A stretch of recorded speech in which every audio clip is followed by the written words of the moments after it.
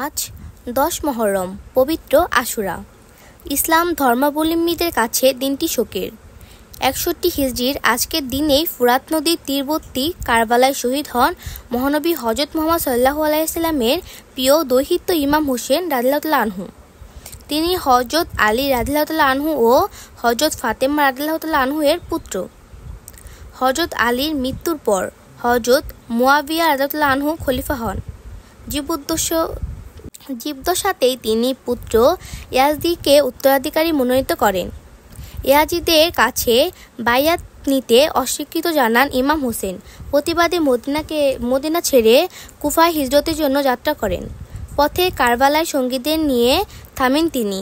হোসেন রাদিয়াল্লাহু আনহু ও তার অনুসারীদের আটক করে মদিনায় ফিরিয়ে নিতে ইয়াজিদের নির্দেশে উত্তর ইবনে সাদ আবি ওয়াক্কাসের নেতৃত্বে 4000 সৈন্য কারবালায় প্রবেশ করে। আত্মসমর্পণে বাধ্য করতে ইমাম হোসেনের শিবিরের পানি সরবরাহ বন্ধ করে দেয় তারা। নারী শিশু তৃষ্ণায় কাতর হয়ে পড়লেও ইমাম হোসেন আত্মসমর্পণে রাজি হননি। 10 মহরম অবরোধের বিরুদ্ধে অসম যুদ্ধে ইমাম হোসেন ও তার 72 সঙ্গী শহীদ হন। হিমার ইবনে জিলজুশান কণ্ঠদেশে ছুরি চালিয়ে মহানবীর দৌহিত্রকে হত্যা করে।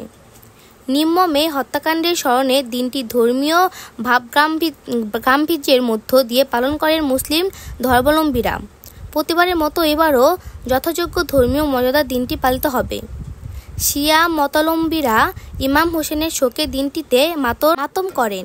তিনি আরও বলেন, কারবালার বিয়োগাত্মক ঘটনা ছাড়াও পবিত্র আশুরা ইসলামের ইতিহাসে অন্যতম ফজিলতপূর্ণ একটি দিন।